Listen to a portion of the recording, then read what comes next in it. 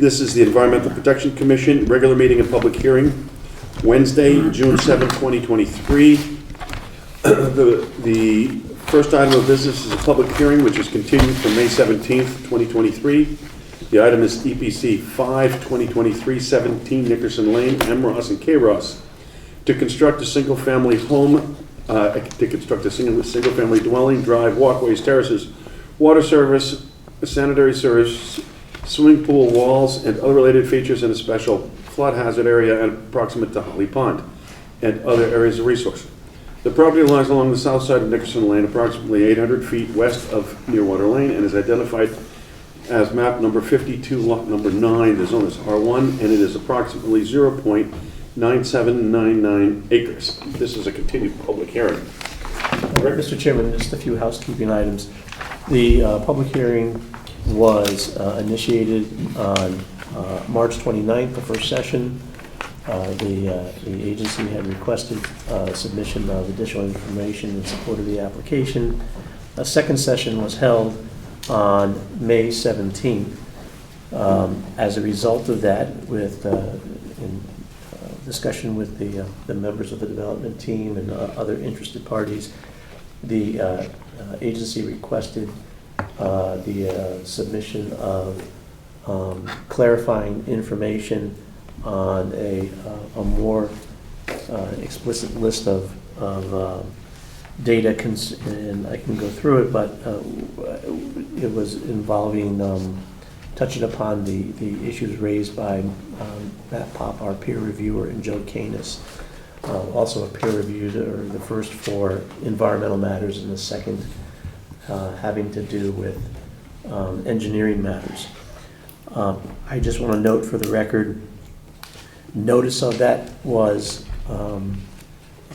written and sent to the applicant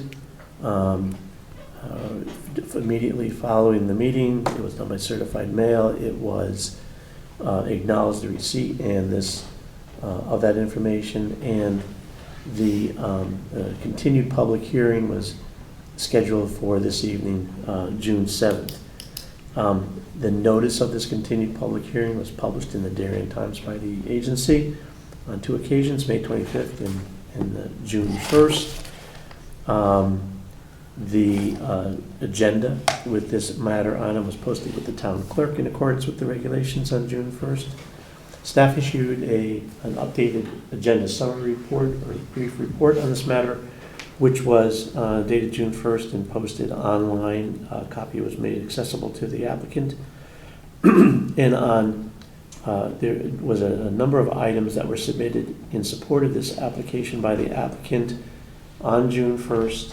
They were uploaded, hard copies received on the 5th, and it included a letter of transmittal from Kurt Lowenstein, Land Tech, an updated stormwater management report, the DCIA form that has been updated to reflect the current conditions, an invasive species control plan, updated site development plans to incorporate many of the changes that have occurred through this process, updated but preliminary, very preliminary architectural plans for the dwelling, and correspondence from Thomas Ryder, the Land Tech staff ecologist, having to do with verification of the tidal wetland line.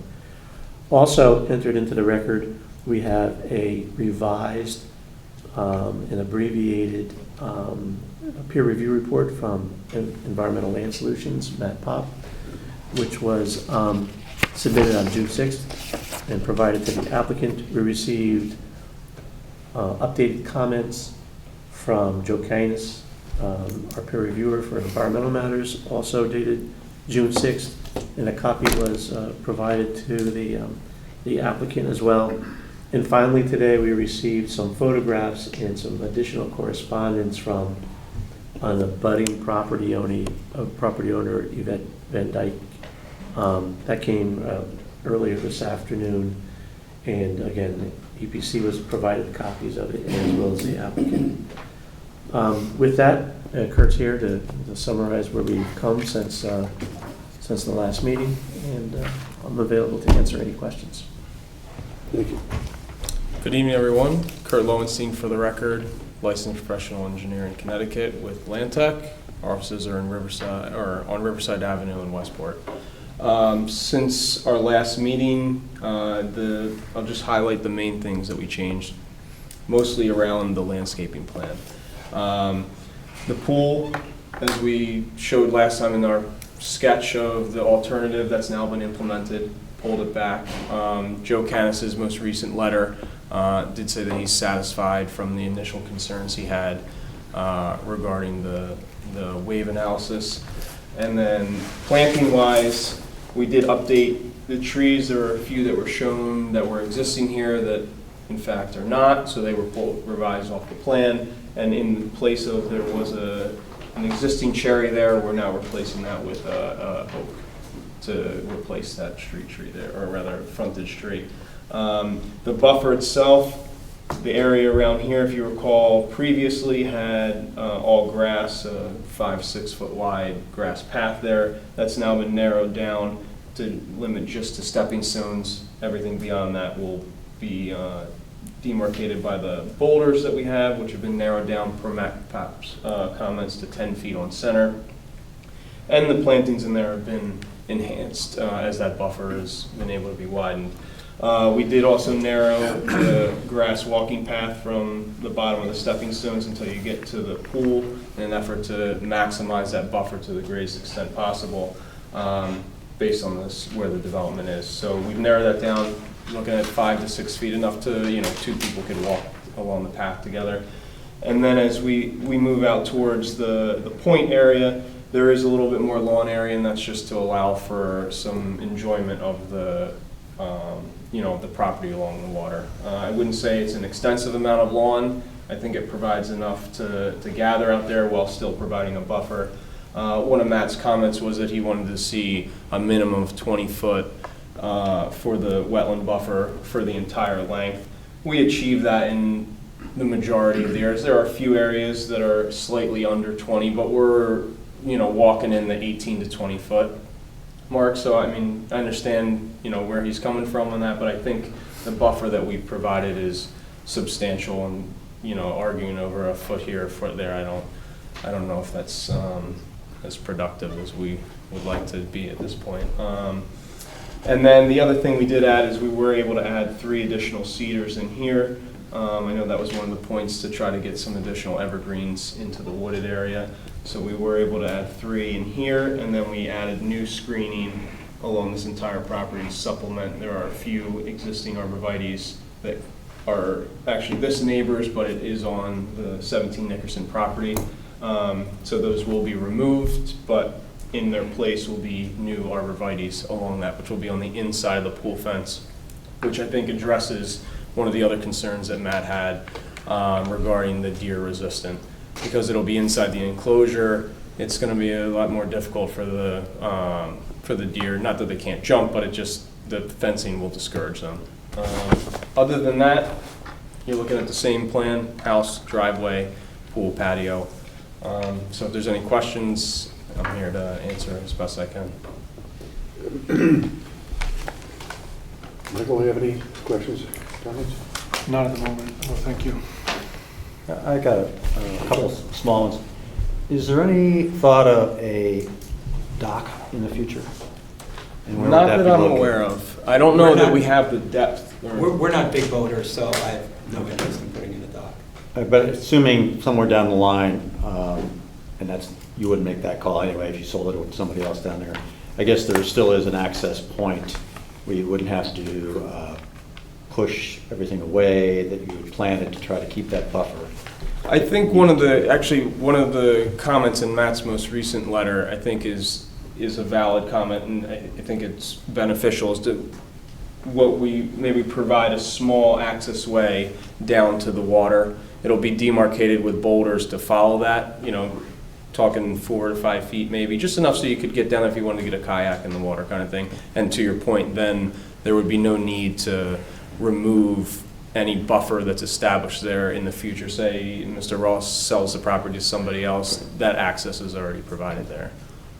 And the other one, did I miss that there is now a breezeway or a screened-in porch On the previous, it seems it's one on there now, but maybe I missed that it was on there. Yeah, this here has been a covered porch. Okay, The that was- previous renditions did have It that did? as well. Okay, I'm sorry. Because that's about 20, 21, 22 feet from the coastal line as well. Exactly, Those yep. are the two pinch points, that one and the Yep, building. here back. and here, correct. Okay, that's all I have.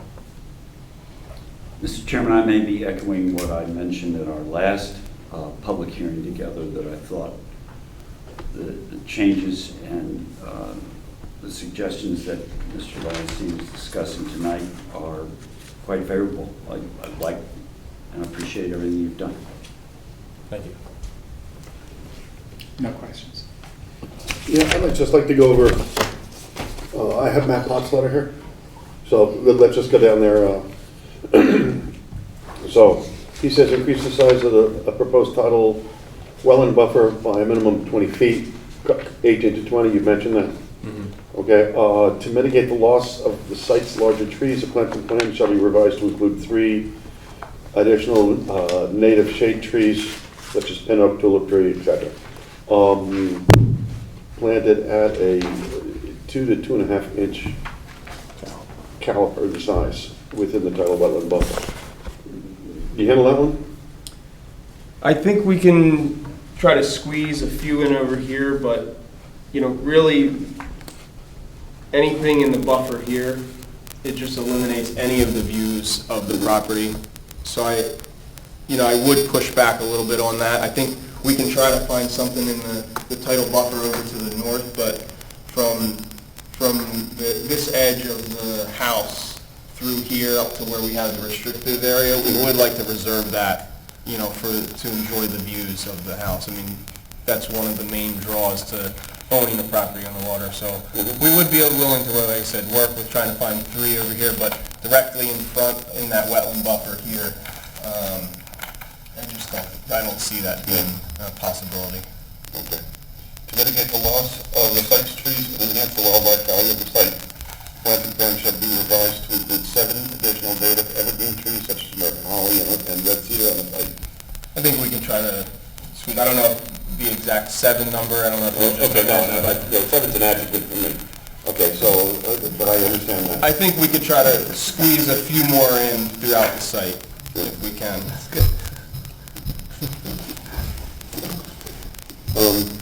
You're a numbers guy, that's what happens.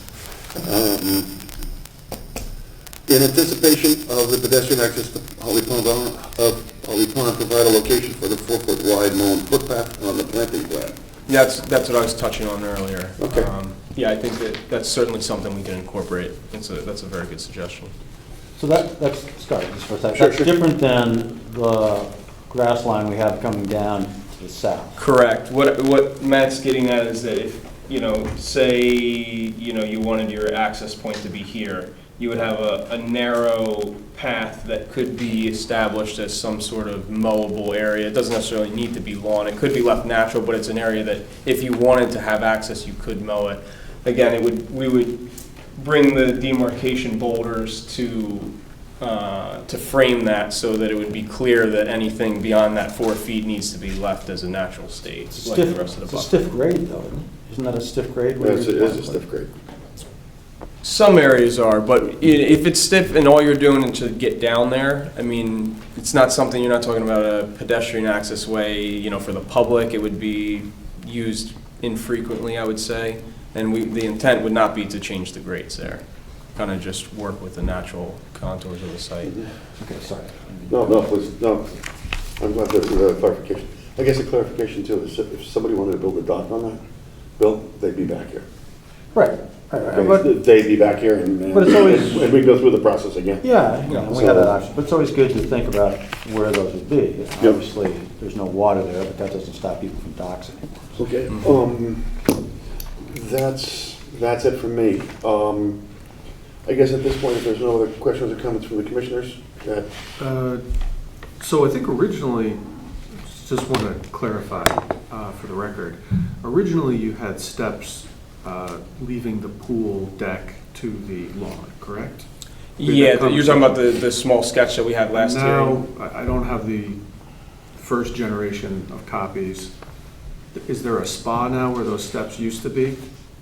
Yes, the sketch that you're referring to from last time had the spa here, and then there were some steps, so we just flip-flopped it just so the spa is more accessible. Okay. And the steps, I think, it may have been you who pointed out, the steps down were not, as usable as they, not Oh, no, I was necessary, just should asking say. about the steps, based on the drawing. So how do you get to the lawn area from the pool? That's my question now. Right here, this section, this is all flush at grade. There'll be a Okay. gate, a double door gate, and then you would be able to walk down through this mode path here. So did you have to add to the grade to do that? No, that's roughly the grades that are there now. Okay. All right, great. There is some minor grading in this area, but it's minimal. I think that's great. Okay?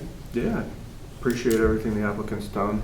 I liked the way that the site plans are all lined up. I think anybody who is trying to construct this home can legibly read the different parts of those plans when they're putting a bucket in the ground and have a successful build. I did have a question. I don't know, Rick, if you forwarded my email regarding the case that was cited at the last public hearing, and would like to see if you had any comment on my email on the Unistar case, and the inapplicability of Riverbend to what was stated last time. I did.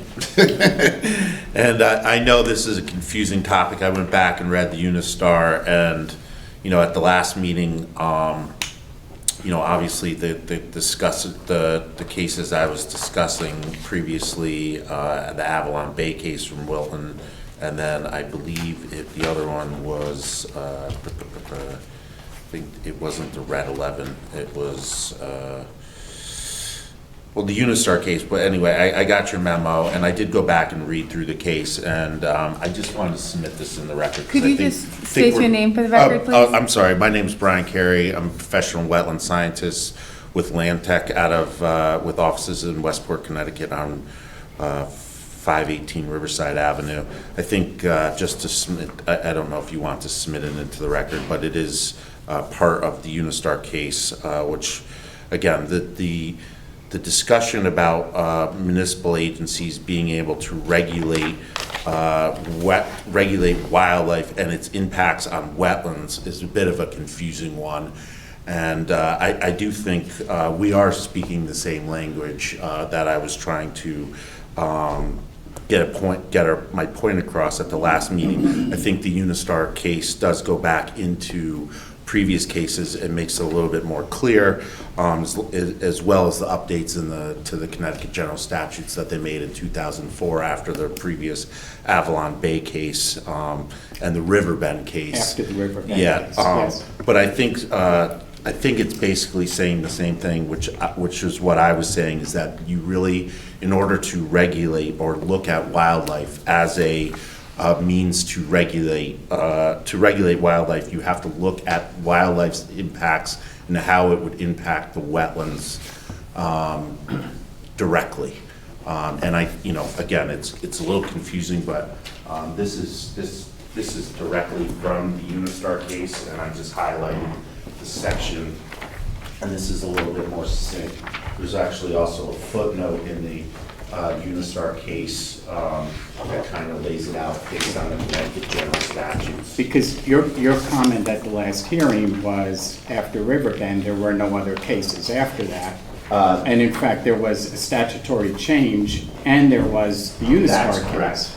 So Unistar case is really the operative case here. It is. The one thing I meant by that too, and if you go back to highlights, and just not to bore everyone, but the DEP generally puts out a municipal update with the training, and they highlight basically the major points of the cases that were released.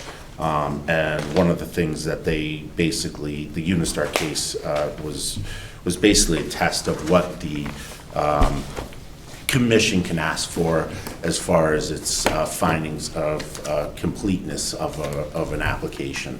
And that was basically the major takeaway. So I did miss that, and I apologize. But I do think what I just gave you and put into the record kind of shows that we're on the same page about how a commission can regulate wildlife and its impacts to wetlands, which is a Okay, very narrow I appreciate window. that. I Yep. haven't really heard any meaningful testimony here about the existence of Yeah. wildlife, but I just want to go on the record that we certainly could have requested an inventory of wildlife Absolutely. to be made. And we could did- have made a determination based upon what that finding is. And we did put, we did do a natural diversity database request, which did show that there was, no threatened or endangered species on the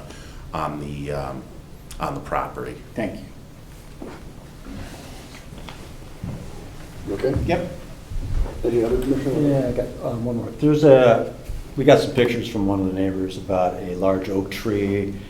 I believe it's in the front of the property. I don't think it's on your cut-down list, but do you know which one we're talking about? It's very hard I to know get the to. photo you're talking about, Yeah. but given where it was taken from, there weren't a lot of landmarks. I'm not exactly sure which oak tree Yeah, she I might went be out there referring today, to. and it's heavily encased with poison ivy and such, so it's very tough to get close to it. I did not see any band around it, but I don't know, it'd be nice to know that that was definitely going to stay. Did you get a kick on I went and looked today, I kind of think it's the one that's in the driveway.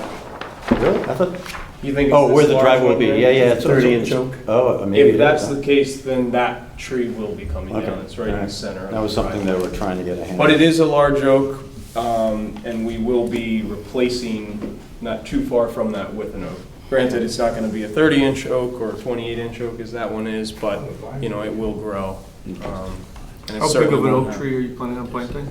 Say that again, I'm sorry. How large of an oak tree, what caliper are you guys going to be planting? Let me see what they spent. 2.5? Alec, you'll get a chance in a second. 2.5 to 3 inches is what we had spec, which is a standard size tree for any newly planted trees. What caliper, if it's a 3-inch diameter? is that- No, 2.5 to 3 inch caliper. That's a small tree. Good. Yeah, it's a manageable tree.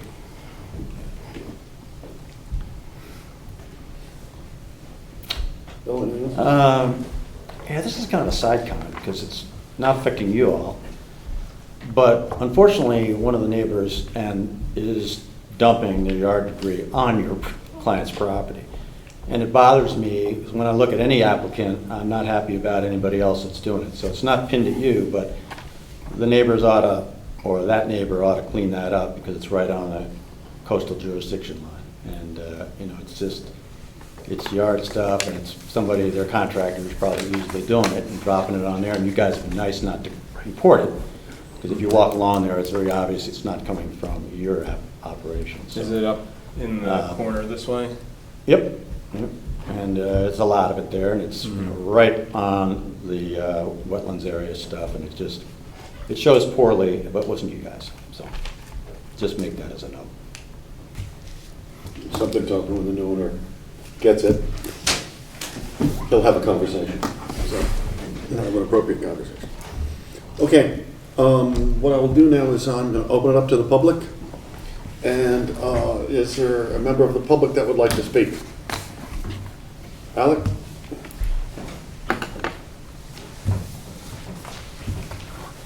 Please identify yourself and your address, please. Sure. I'm Alec Wigan. I live at 14 Nickerson Lane. I'm directly across from the property. Nickerson Lane goes between the property and my house. So I'm going to be looking at this establishment. I wanted to, I've got a couple of points here, so a little bit of patience would be great. The Van Dykes, Peters in Holland, another neighbor is in Israel. So I'm representing the neighbors that are concerned about what's going on in the property. Today, Mrs. Van Dyke submitted a letter to you folks, and she asked me to kind of reinforce a few things, so I'm going to do that if I could. And I think you've already addressed one of these, but number 4, the item on her letter, and my assumption is you folks have this,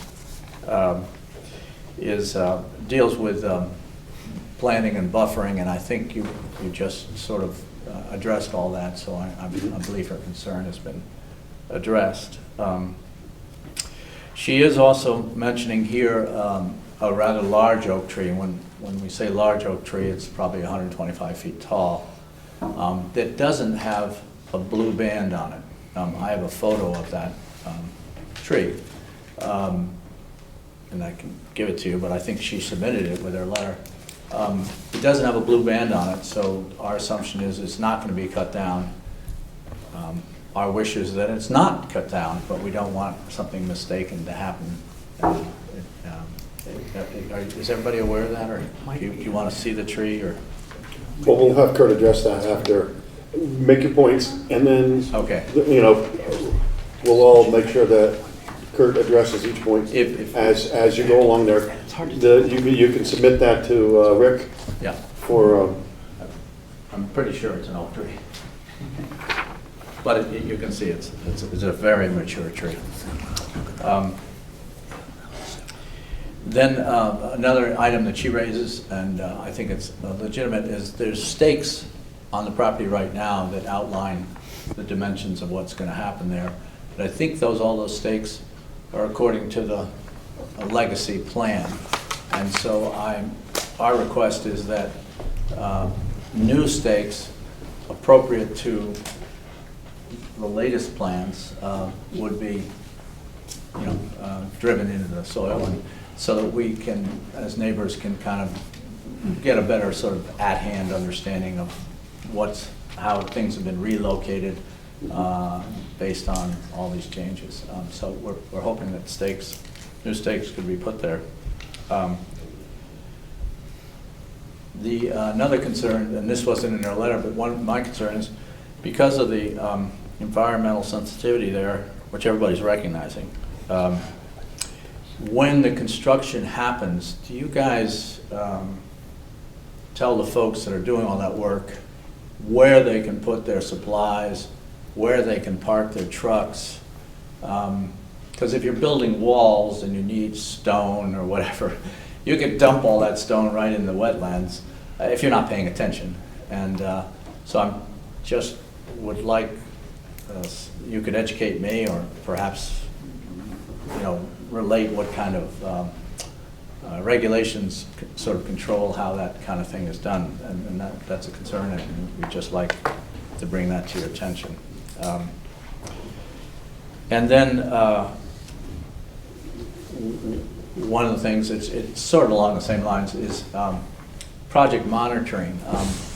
If there are these setback rules and concerns for sensitive territory and whatnot, and as the construction goes along, does somebody go out to the field and take a look and see, is the driveway really here? Is the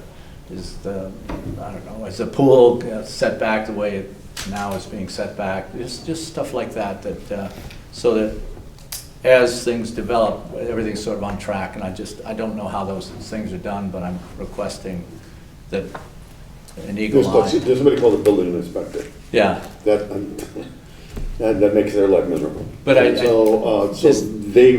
individual goes out there and reviews. But they would be aware of the environmental concerns and like. And he goes to Rick, who's the environmental officer for the town. Would go out and visit there to make sure that there's a proper environmental control, such as. Okay. Well, those were the concerns I wanted to bring to everybody's attention.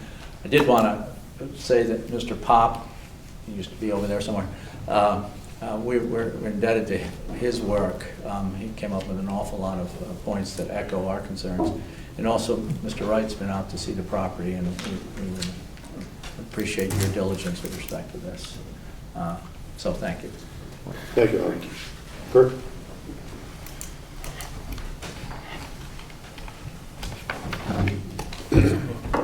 Kurt Lowenstein for the record. Just touch on, I think I heard 4 main points of concern. The first being the oak tree. If it is in fact this oak tree there, the picture being that it has poison ivy growing all the way up it, is likely why it was not ribboned, just for access-wise. What we can do, and I think makes sense on a site like this, given the amount of trees that are coming down, at a pre-construction meeting prior to the start, all the trees that are to come down will be flagged in the field, and then we can schedule to have a meeting once the soil erosion controls have been established, to have Rick and, you know, someone from P&Z, from the town representative, meet on site with the contractor. We can certainly make ourselves available for that too, and make sure everybody's on the same page before any of the construction activity starts going. That way, it's a lot easier to stop before you start than to after the fact. So if that was, you know, certainly as a condition, we would be amenable to that, absolutely. The staking, correct, the stakes that are there now are from the original staking. As we've gone through, it hadn't been explicitly requested. My impression was that all the commissioners kind of had a good idea of roughly where the house and pool was now, once it had been staked once. You know, prior to construction, a lot of that stuff will likely be staked again, just from a practical standpoint for the contractor. Something that, again, like the flagging, can be done prior to any activity. I wouldn't want to hold up the application by any means, but certainly something that could be done. Stockpiling of materials. Given the site and how the development will work, all the stockpiling materials will be in the upper portion of the site. We can certainly add some additional notes and call-outs to the plan as conditions instructing contractors that there should be no stockpiling of materials or storing of, you know, pipes or stone or what have you, you know, down in the wetland buffer. I mean, from a practical standpoint, I don't know why a contractor would do that. It's the furthest point into the site, but, you know, we certainly can add some notes to that. It's not a problem. And then the construction monitoring, I think, was the other question, as far as will the foundations be built in the proper space? I don't know off the top of my head if Darien has any kind of regulations about foundation as-built. I think they may. So that kind of cover, it's already built into the approvals. Once the foundations are put in for the house and the pool, an as-built will be done by a licensed surveyor, and then that will have to be submitted to the town. Zoning reviews it, and I'm sure Rick will be involved in that process as well. And then they'll give them the A-OK that you can start framing.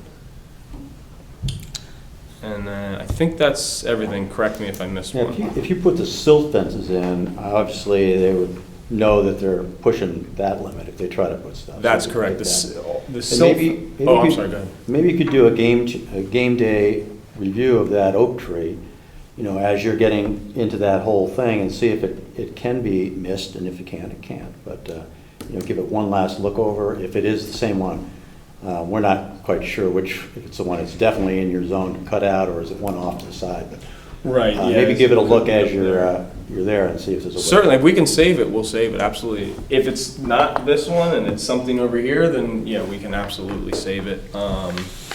You know, we can certainly revisit that. That's not a problem. Thank you, Kurt. Are you okay, Alex, with his responses? Yeah. If not, why don't you come up? Oh, sure, sorry. The microphone can't pick you up from there. Yeah. The oak tree shouldn't be a mystery. It's sort of on the highest part of the property, and I have a photo of it which does orient it, so it's not hard to, I mean, we don't have to be spending time at all about knowing what the oak tree is. It's basically the tallest tree on the property, and it's not quite dead center on the property, but it's close. And I'm happy to submit photos. I think they've already been submitted by Yvette. Okay, so you already know what the oak tree is. Okay. So that I just think it doesn't have to be a great deal of mystery about what tree we're talking about. So thank you. But for clarification, for this gentleman's point, is it just me, or are we speaking to the tree that's proposed in the middle of the driveway, the large oak tree?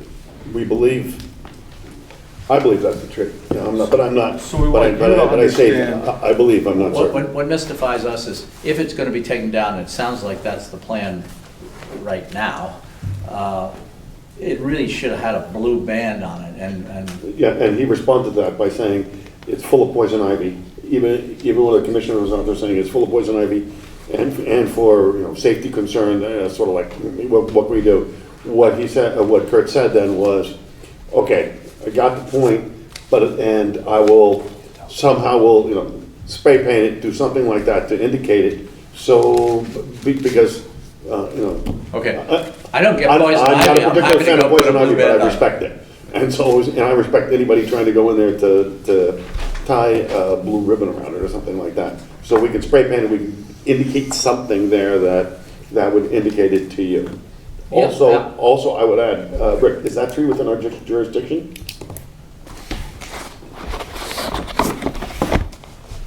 So, I appreciate the comment on the tree. Rick's verifying this now, but,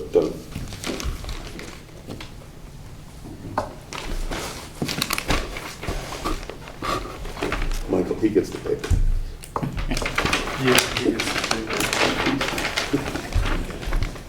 Rick, you mentioned this one.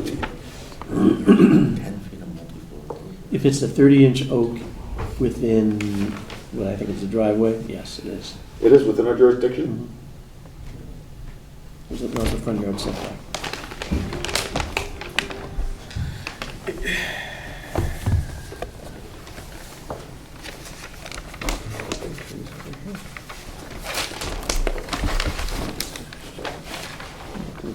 Doesn't look like it. Yeah. Okay.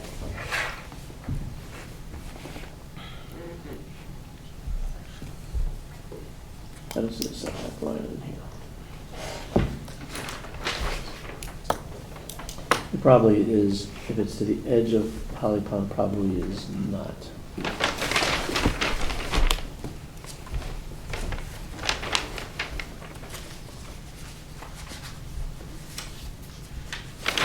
Oh, we can check. Okay, we'll check on that, because there's a key division line. If it's within our line of jurisdiction, then we can do that, and then we can talk about it. If it's not within our line of jurisdiction, he, you know, the applicant can clear cut the lot, and much to my chagrin, that's well within his right.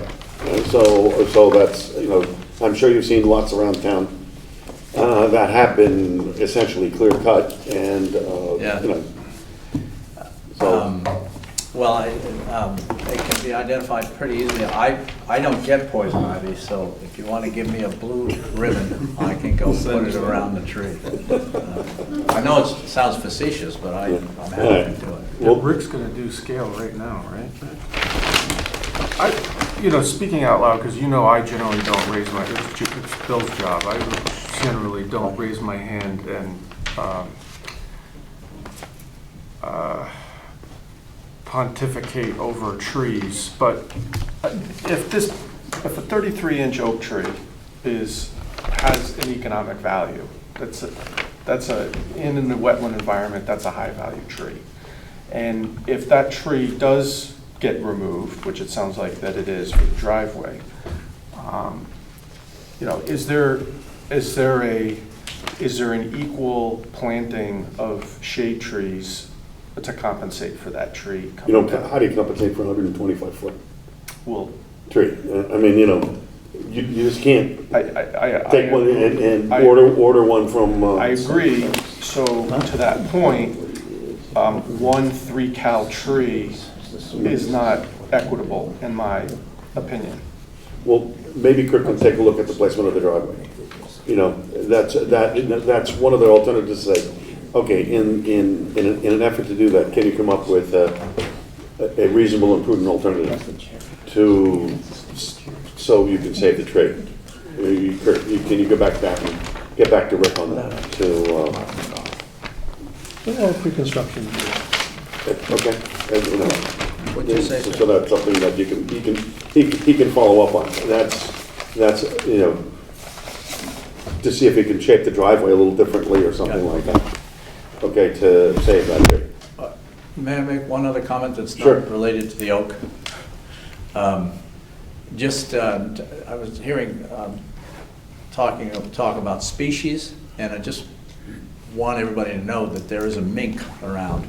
And I don't know if that's protected species or not, but it's a very unusual, sighting, and it likes the brackish water, and so it's part of what's been sighted on the property. Understood. I don't believe minks are, It's a weasel. We have weasels all over our place. They're on Seagate Road too. Yeah, but mink's such a nicer term. It's a weasel. It's in the weasel family. Thank you. okay, thank you. Kurt? I'm good, I mean, unless there's any other questions, and we No, certainly that's can- fine, yeah, we'll,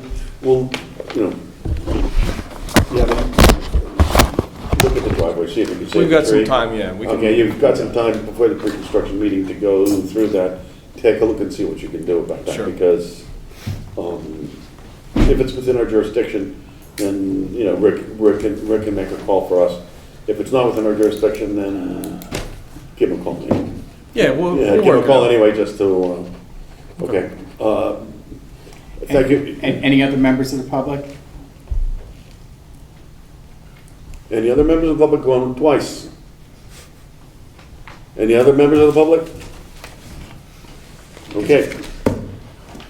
At that, we finish the testimony for the, from the public, so I'll need a motion to close the public hearing. Mr. Chairman, I move that we close the public hearing with respect to EPC number 5-2023 in respect of 17 Nickerson Lane, Darien. And close the public meeting second.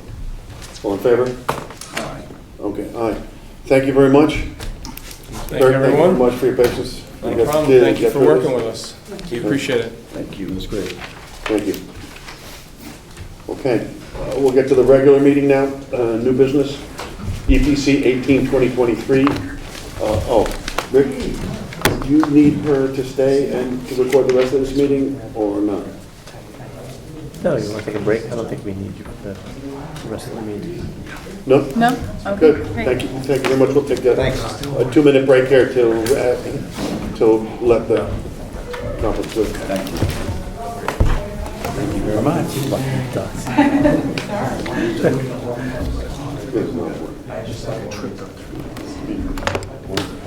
Right. Yes, yes. Okay, thank you. You don't know what you're doing. Never have. You're scrolling like a professional. Scrolling. What do we do? Just want to talk to Michael afterwards. Remember, Michael's going to get down. What are you doing? Some big tree, like. These are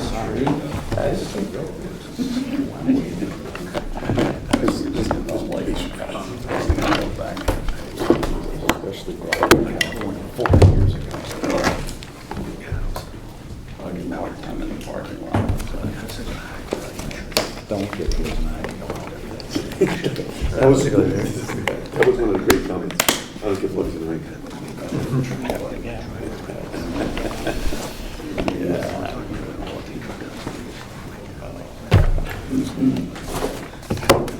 I can't tell you how much time I spent today talking to like the DEP. I tracked them down like a dog about the case. And the case of I want to get to the bottom. I wanted to get it. It's a mirror. It's a mirror. Because it is. It's very interesting. It's not clear. Over the tree. It's just the courts said to use a tree. There was case law then, then there was legislative change. What are they? What are they? There's another cases. By the way, did you Okay, thank you. Okay, getting back on. Interesting. Okay, getting back on schedule here. The next piece of business is EPC 18-2023, 9 Seagate. M. Scardia and P. Scardia to construct a new screened porch, patio drainage, and related features in a special flood hazard area and proximate to Holly Pond. The parcel lies along the western terminus of Seagate Road, approximately 550 feet south of the Boston Post Road, and is identified as map number 53, lot number 54. The zone is R1/2, and it is approximately 0.542 acres. Rick? Mr. Chairman, the applicant is doing a residential development, drainage, and other related activities on this waterfront property. Has coastal resource, including tidal wetlands, modified escarpment, coastal flood hazard area, and shorelands. Staff has been out to the property. We'll be generating a list of information to help the project wend its way through the permitting process to ensure consistency with the inland wetlands and coastal regulations. It is in fact on a portion of Holly Pond. It makes the agenda this evening to start the process, to acknowledge submissions, start the statutory time clock, and if you have any particular questions or comments that I can incorporate into the request for information, please let me know and I'll do so. Bill? I know the property super well, and I don't have any questions. Jim? I was there 2 days ago. I have no questions, sir. No questions. No comments or questions? Okay. So, accepted. Moving on. EPC 19-2023, 5 Timber Lane, Eskeef and C's as Seconder to install a fence, playscape, lawn grass, and native landscaping in or within close proximity to the wetlands. The property lies along the west side of Timber Lane, approximately 375 feet north of Hollow Tree Ridge Road, and is identified as map number 3, lot number 35. Zone is R2, and it is approximately 1.686 acres. Rick? Chairman, the applicant's proposing to install a fence, playscape, and to manage some landscapes, restoring some lawn, doing some planting enhancements. As you probably noted in the application materials, it came to our attention after there was some de minimis tree cutting that was occurring in regulated areas. Staff went out there, stopped them they took down a tree in wetlands, maybe 1 or 2 other ones in the rear yard areas. They are coming in at our prompting after discussions with them that they want to do this additional work. So work has stopped on the property, and they've hired professionals to come up with a plan to address questions and concerns. It makes this application makes the agenda tonight, start the statutory time clock, allow for a decision if the public hearing is needed, and if you have any initial comments as we prepare a list of information for consideration. So I guess they asking for, they're begging for forgiveness instead of asking for permission. Is that the sort of thing we were talking about here? I mean, not really. It was taking down a couple of trees, but what will come out of this will be and I have information from the arborist and pictures of the tree that were taken down. It was, in fact, a hazard. Okay. It was actually rotted right through the middle. Oh, geez. So, Okay. I neglected to bring those pictures this evening, but as a result of doing this is planting enhancements, debris removal, creation of a demarcation feature, and allowing for the restoration or some urbanized space in the rear yard. Okay. Anybody have? Yeah, I have a question. When there's running water and the trees in a wetland, why, Rick, why is the arborist cutting the tree down? Is it just another example like the last time, where they just do as they're told and they don't pick up the phone and call EPC and say, hey, am I okay to cut this tree down? I mean, what can I say? Who was the arborist? It was somebody from New York.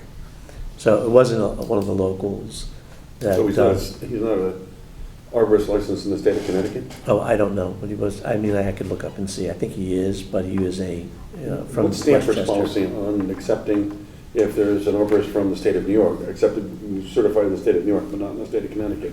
Is he accepted as an arborist? I think you have to be Connecticut arborist. Okay, just curious. Yeah, I think you have to be. I never really ran into that one. So. To be a tree removal person, you have to be an arborist? you'd like to have an arborist, because arborists know how trees grow. But you just hire And how to anybody move who's a chainsaw and Well, they cut I it would. We down. have a couple of those guys, yeah. We have a couple of arborists that are Yeah. not like those. And I will tell you that the tree was definitely hollowed out. The stump is like, Okay, that thing so doesn't that's, last long. okay, well, that's a health and safety issue then. The only other question I had there, though, they've got these blue ribbons on, and I'm not sure what it's marking. And then it goes way back into, on the north property line, it goes way back into the wetlands. And they're ribboned up, so it almost looks like it might be the area where there's gonna be a lawn, and yet it carries on way back into the wetlands. So, I don't know, it's just odd what they're marking. Anybody hear from that? No? You know what I'm talking about? Blue flags. They're not flags, they're just the little ribbons that are tied on to, so if you go where the, Go into the driveway, and the Yeah. wetlands is on the left. go into the driveway, wetlands to the left, and you go to the backyard, Yep. and they have the, what are those big bushes, trees, that Evergreens, yeah. they've got them marked on there. They don't own up to the hemlocks. Right, They own about, no, that's obvious, but these are different. This is, so they've marked on there, and then, which seems like that's gonna be where they want their playscape, and yet it continues on back along their property line down into the wetlands. okay, so the playscape, if you go straight off the Yep. driveway, it is basically gonna sort of be straight ahead or Right. slightly right. Yep. Because we were told to move it out of the 50-foot. I Right. just plopped it on the space in the lawn, Yeah, okay, but right? The playscape may go But- further towards. did you put the blue ribbons on the? I don't, So it's just, it's suspect, like, what's going on there, because it's an odd thing. Right. It's not the property line, because that's So very Rick, easily marked. Follow up as to, Thanks. find out what the blue ribbons are doing. What's the blue ribbons doing there? blue ribbon even. Because they go back into the wetlands, that's what bothered me a little bit. The rest of it looked okay. You can make a mental note to figure out yeah. 'cause they what were they, there what they are, last because that can be confusing. Okay. Yeah, Blue ribbon. So, blue ribbons. I mean, blue ribbon in the 17 Nickerson meant gone, or no, meant to stay, right? And so that's why, Meant you know. meant to come. I don't know, so it's just, it was confusing. Well, the good news is Barbara's on the job now, so Good, yeah. we're not gonna have knuckleheads going into the wetlands and doing things they're not supposed to. Did anybody go to the other side of the house? I did. And because I didn't dare go look, Well, it's not considered our wetlands area, according to this, or is it? well, 'Cause there it's is a been- 50-foot regulated Yeah, area it didn't, there. let's see. Yeah, they might be in that zone. They've made a nice lawn back there. I don't know, it's hard to say, because they didn't show the 50-foot off that. I think, You might as well get it all cleaned up at once, so. I think you're all right. So please. But I don't know. I think you're all Use right. us as your blunt instrument to. Yeah, well, it's already seeded. They've make seeded over, already. you know. Well, I probably made the mistake of, it was a beach forest, and they said they had 50 taken feet some would of be the over here, right? beaches Half out of this. in that area, 50 foot. and that they wanted to put Yeah, lawn they're all- there, and I said, They're all- beaches grow underground by roots, so they're all one tree, and I said, you're never gonna get lawn to grow there, so that's why I didn't wanna go look to see what they were doing. I think you're all right, based on what I see here, but anyway, I'm not the expert. Rick wants to go out anyway, I'm sure. Or you've been there Okay. 3 times already. Twice. Twice, just twice. Okay, that's all I got. Has there got anybody else have anything? Nothing. Okay. Old business, thank you. EPC 11, 2023, 23 Greenleaf Avenue, D. Pesley and A. Pesley to construct a new single-family dwelling, drive, utilities, drainage, pool, and other related features proximate to the wetlands and watercourses. The parcel lies along the north side of Greenleaf Avenue, approximately 670 feet west of Hollow Tree Ridge Road, and is identified as map number 28, lot number 7. Zone is R1, and it is approximately 4.14 acres. Mr. Chairman, this application has been before the commission. It was heard at the March 29th and regular meeting and special meeting on May 17th. A significant amount of testimony was supplied concerning not only resource impacts and discussion of alternative layouts and drainage impact and drainage mitigation and water quality, and a great deal of information on the submission of meaningful mitigation to restore the wetland and the buffer areas. Upon the completion of testimony, the commission directed staff to generate a draft resolution for the commission's consideration at this month's meeting. Okay, all the commissioners should have received the draft resolution. I'm sure Mr. Millard made his comments. Those are, I'm sure, included. I have minor comments, which I will provide Rick. I need to improve my skills in converting PDFs to Word documents. I don't mean to bore the room with that. Come on, get your granddaughter to help you. That's Right. Any 4-year-old that can do it. Okay, given that, then, I'll accept the minor changes. Minor.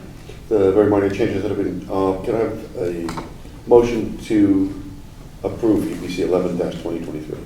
Yes, Mr. Chairman, I'm pleased to make a motion to approve the permit to conduct regulated activities for the application EPC number 11-2023 with respect to 23 Greenleaf Avenue. And second that motion related to 11-2023. All in favor?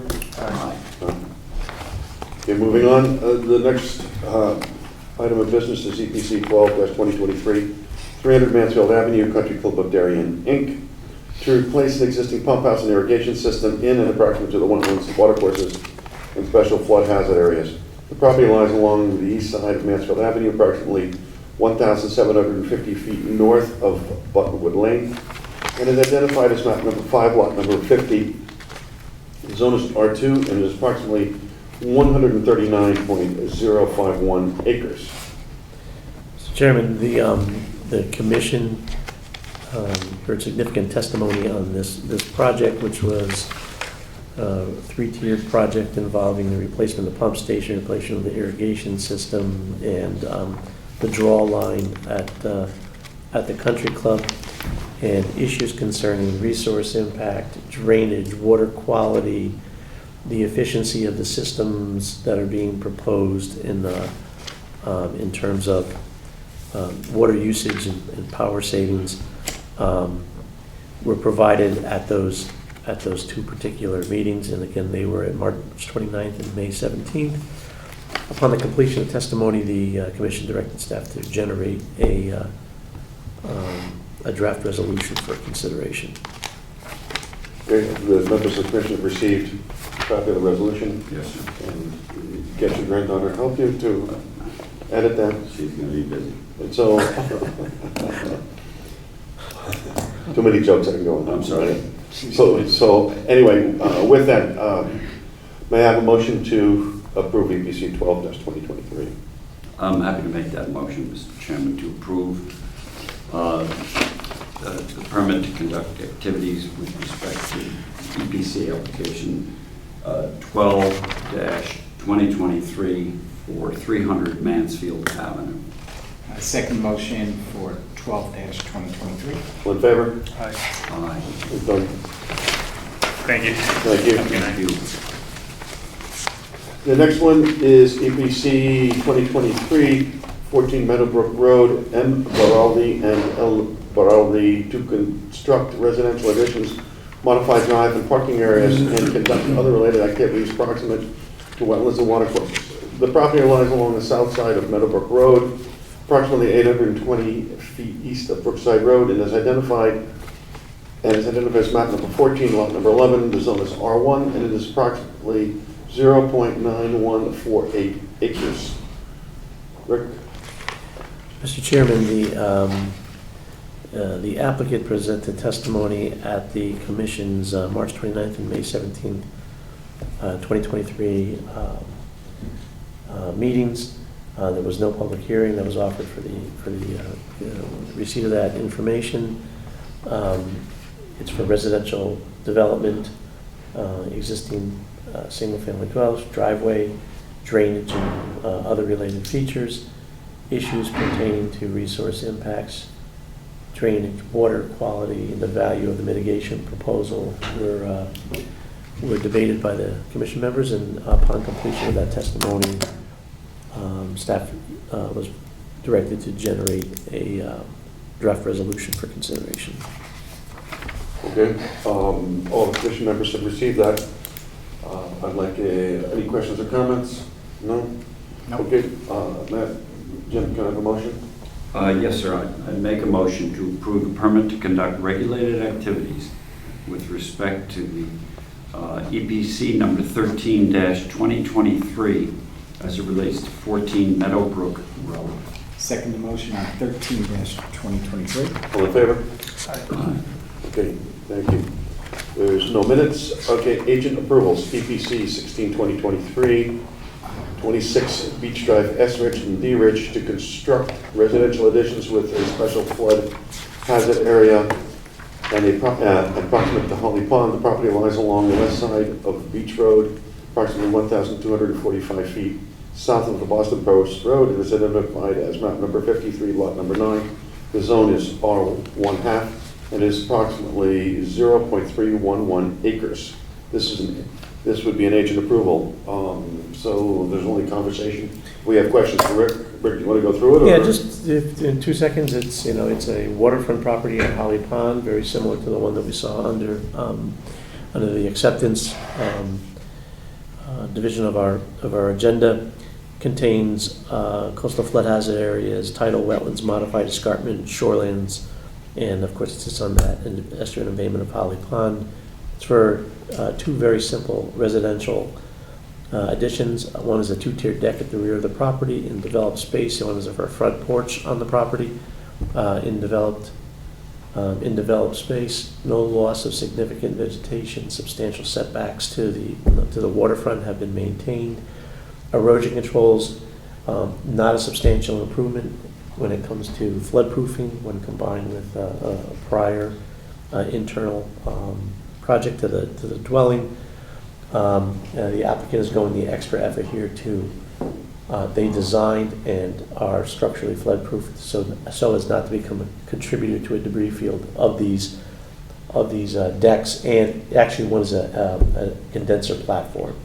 So it's a positive impact from a flood perspective that we're keeping these things under control, that we're elevating critical utilities, and they've provided protections for water quality and the drainage. It certainly qualifies as an agent approval in my mind. And they have done a very initial, there is some planting along the edge of the water course. In fact, this was a prior application for a dock and a seawall some number of years ago. And there was some planting there, and I think there's an opportunity to do some expansion of that planting. They took an initial shot, but it needs to be worked on for the, staff will work with them to come up with something that is more suitable to displace lawn and have a positive contribution to the aesthetics and conservation values of the property. Do you have any questions or comments? No? Okay. There's no other business. I have a motion to adjourn. Yes, I'll make that motion, Mr. Chairman, to adjourn this meeting of the Environmental Protection Commission, a regular meeting and public hearing of this evening, June 7, 2023. Second motion to adjourn. All in favor? Aye. Good night, Channel 79.